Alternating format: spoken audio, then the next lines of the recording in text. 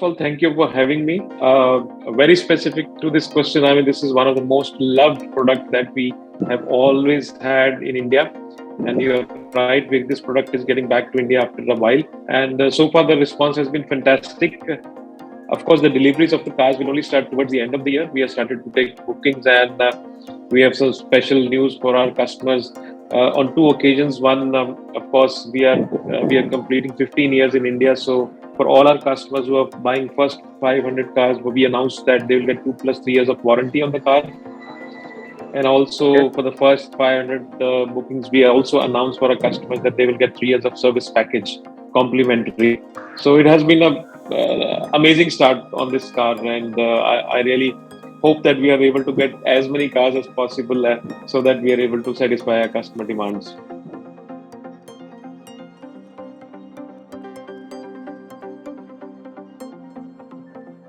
So there as well, we have also received a very good response because, of course, it is completely, as you said, on the other end of the spectrum, where what we have done for this time is that we have given a choice of configurations to our customers where they can personalize the Audi A8 which they want to run for themselves, interior, exterior, and there are tons of options to choose from. So we have a mixed response. Some of the customers have bought the cars which were already there, which were pre-configured. But at the same time, we also have a response where customers are personalizing these cars and placing orders. Of course, the cars take a bit of a time when they come back up on a personal configuration basis, but has been a very, very good start for the new 8 long wheelbase as well.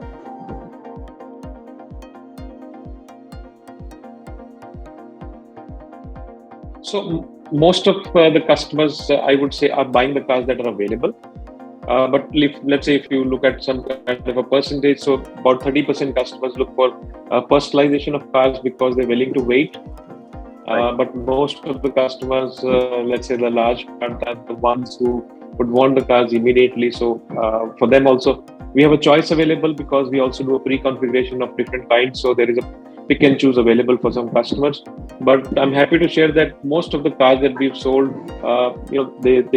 they already come with really good possibility or really good options already preloaded with the cars. So the customers are buying high-end cars really.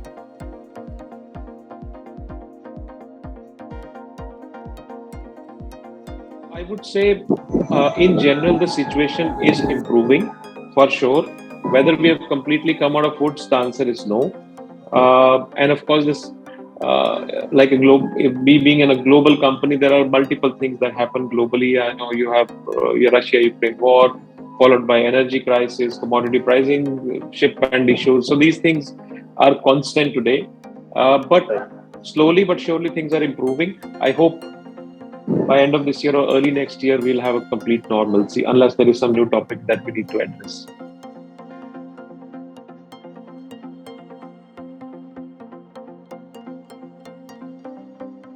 I would say we are fully prepared for the festive season. We already anticipated this, knowing this happens every year.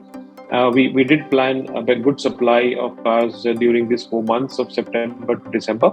In fact, the festive season is already on, and we are getting really, really good response. Already from last month itself, our volumes have picked up quite a bit. Of course, there is still a waiting period for some cars. But I would also tell you that, in past couple of months or years, from the time the situation has changed, customers are also willing to wait for some time. It is not that, everybody comes and says that I need the car today itself. Knowing that, what is happening across the world, they're also reasonable in asking the supply of cars. And I think by and large, we are able to cater to the demand.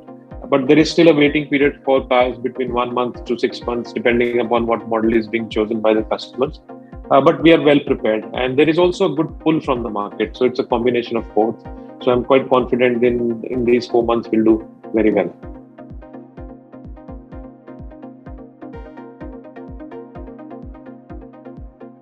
Year has been good so far. You already might be knowing that last year also we grew by 101%, though industry grew by 40%. This year, first 6 months, we have already grown by 49%, and industry is growing almost in the same range. So first 6 months have been very positive. Last 2 months also were quite good, and I'm sure we will end up the year with a good double-digit growth this year, which will probably, I mean, just giving a little more perspective. I think this year will be close to the highest ever sales within the luxury segment. It was in Okay. 2018, close to about 40,000 cars in totality. I think probably this year will be closer to this number if the next 4 months the supplies are good. So we are going in that direction where luxury segment is started to regrow again after a dip in 2019 and 2020. From last year it's growing, this year it's growing, and hopefully next year could be the year where the highest number of luxury cars would get sold so far in India.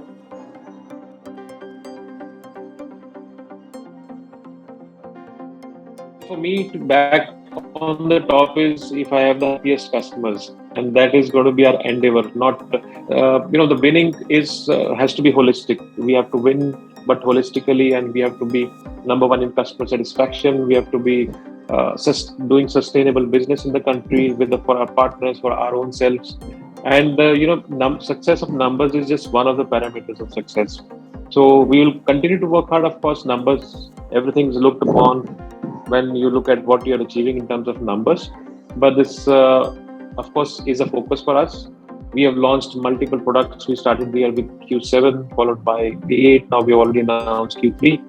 And moving forward, like once we have the Q3 on the ground, let's say next year for us will be also a good year because we'll have full 12 months of supply for all these cars.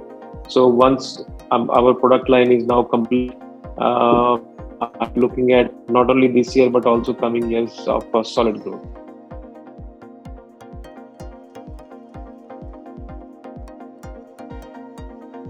I would say we are amazed by the response that we've got from the customers, and we somehow, on a hindsight, feel that we should have planned more cars to be imported into India because we are, of course, importing.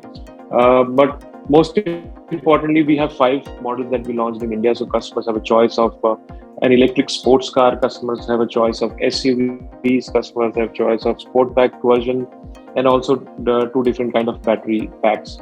So all these choices are there with the customers. The response has been fantastic. Most of them that we are importing, they're already pre-sold even before they land into India. Yes, because of semiconductor shortage, we are also not getting as many cars as we want or wish to get into India. But so far, really, really good response. Some customers are telling us that my son forced me almost to buy an electric car. Or everybody has to tell a story that, this is my contribution to the future. So this has become like a league by itself. All the customers who have bought e-trons, they're promoting themselves. They are becoming our own, extended arms and selling these cars further. And that's how the response has been. So it's not just about the numbers, it's about the emotion, it's about the engagement, it's about the involvement, it is about the ownership, and it's about doing some giving back to society. So these are the kind of feelings, these are the kind of reactions that we are getting, which are really overwhelming for us.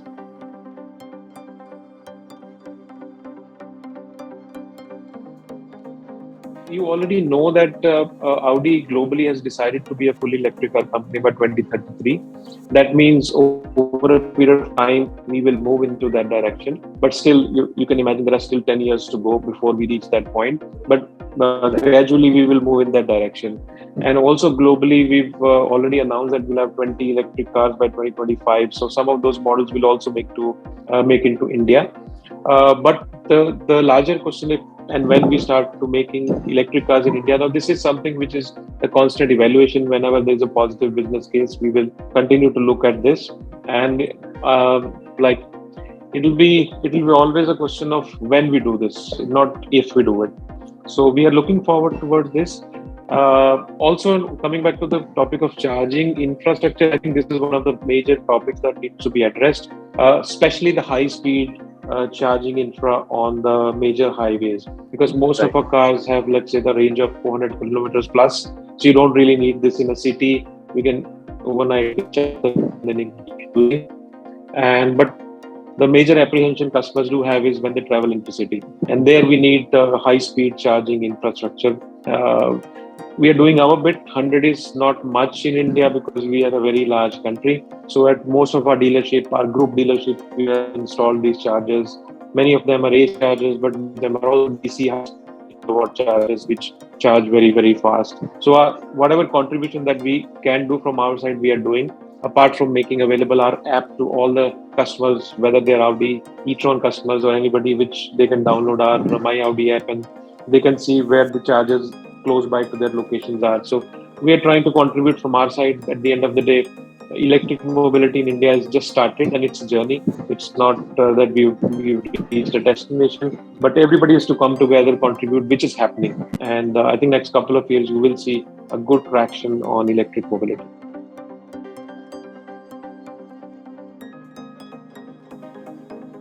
You see that we already are promoting a brand e-tron.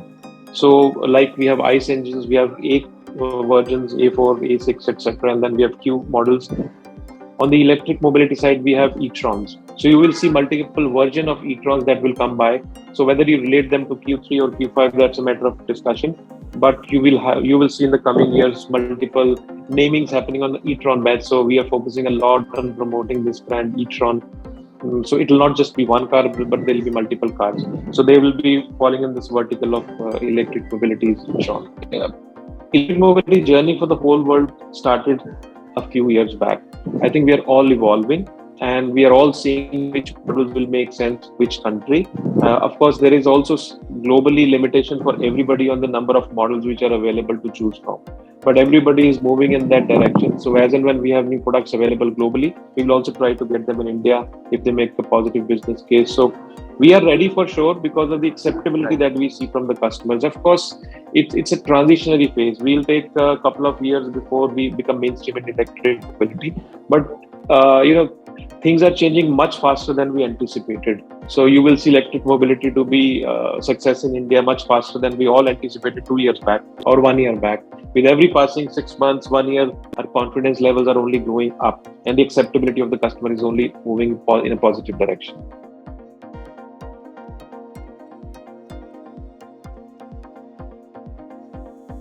So this has been our focus for last many years. So to give you some perspective, we also focused a lot on this topic for last 3 years. So in the year 2020, we had only 7 showrooms of Audi Approved Plus, which is our pre-owned car vertical. By end of last year, we doubled them to 14. And by today, we are already at 18. By end of this year, we will reach 22. So our whole, throughout the country, we have Audi Approved Plus facilities available. And wherever we don't have facilities, our existing partners are also taking care of selling and buying electric cars, also pre-owned cars. But the idea is that we give a possibility of selling these cars to our existing customers, so ease of selling. Also, customers who are not at this point in time planning to buy a new Audi car, they can buy pre-owned cars, which we do a 300-point testing on the car, the checking on the car. We offer the cars with 2 years of unlimited warranty. We have service packages available, so ease of ownership, ease of transfer. At the same time, this is also a positive business case for our dealer partners. And for us, we already try to bring more number of customers into Audi's experience even before they buy a new car. And eventually, one day they will also buy a new car from Audi.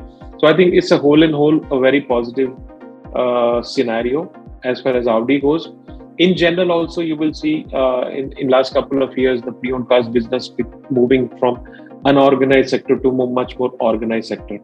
And a couple of other things that has given impetus to this business is that last couple of years the new car prices have also gone up because of multiple reasons of commodity pricing or foreign exchange fluctuations or transportation cost or inflation in general. So there is a space created before you get into a new car, a luxury new car. There is a space where you could enter through a premium cars. And since we're standing strong with when the cars are being sold in terms of warranty, in terms of service package, customers are pretty confident that they can own pre-owned cars and get the same experience. So all these things are helping the whole business to become strong and much more organized than what it was before.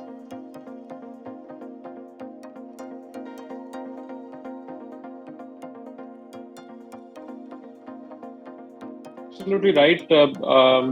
When we were sitting on desks in 2007 or 2008 or 2010, we were already predicting the luxury segment to be, let's say, about 100,000 cars by 2020. But that has not happened. We peaked in 2018 at about 40,000 cars. And from there, in 2019, because of economic reasons, there was a drop overall. The industry dropped, luxury segment dropped as well. And the last 2 years have been of pandemic. But I would say last year, the segment already grew by 40%. This year, 50% so far in the first 6 months. So it looks like we will be equal to 2018, close to that number by this year, and next year would be year where again the sales will grow and probably will become the highest. I don't know how much, maybe 50,000 cars. But what we anticipated about 10 years back in segment has not happened. So that's a bit of a challenge. If I relate, the luxury segment today is just close to about 1% of the overall passenger vehicle market in India, which is much below than any. If you go to any Southeast Asia market, I'm not even discussing the Western countries. So I still believe there is a lot of scope of growth. We are a young population, emotional people. We intend to buy luxury. We love luxury, so it will grow for sure. But yes, keeping in mind how the taxation structures of the country are, the GST on the luxury cars is between 48 to 50%, all put together, including cess. And then on top of that, your registration cost up to 20% in many states. So ownership of these cars is quite expensive.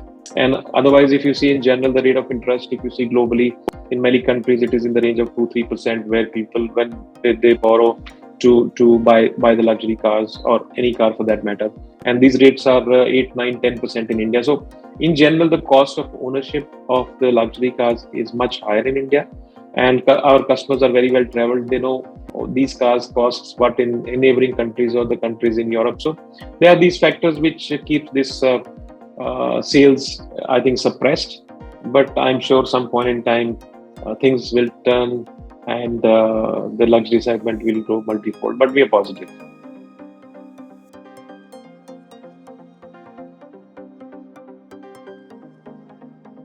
Clearly, the development in the infrastructure sector. So usage of these cars, though you buy expensive luxury cars, but when it comes to the drivability, you mostly end up sitting in the back seat and your driver driving to your office on a daily basis.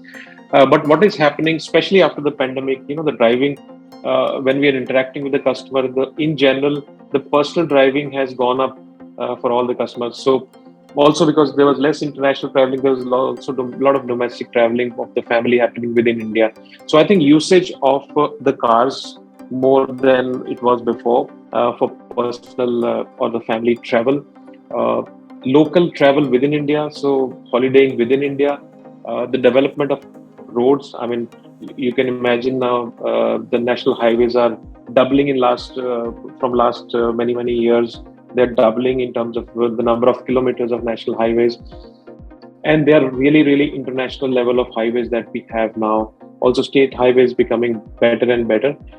I mean, leaving apart the day-to-day pictures that we see of potholes, but in general, I think we are moving in the right direction. In general, there is a lot of motorization which is yet to happen in India. We have only less than 30 cars for every 1,000 people. So every possible ingredient that you can imagine is in favor of India, and that makes us or leads us to believe that overall automotive industry will continue to grow for many years in India. And of course, luxury segment will also grow with it.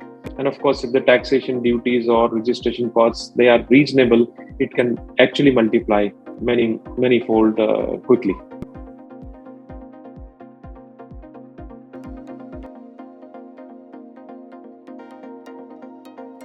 This was quite a bold decision that we took on 1st April 2020. Of course, when you take such steps, it comes with its own challenges. There were a lot of discussion that we had whether the acceptability of petrol in SUVs will be good enough. But what we have seen now, all this while from that time to now, is that we have absolutely no challenge at all from customer accepting petrol versions of SUVs. In fact, we are pushing very hard to get more cars. So it's today being driven by a passion for the customers on Audi and its cars, whether they're Q or A versions, but hardly coming across anybody who's not buying uh, an Audi because we don't have the diesel option. Said that, there might still be a few customers who would only want diesel. We understand that. To that extent, our focus is now on electric mobility. So we have 5 cars available in India, and we try to compensate for those loss, if at all we have, through electric mobility.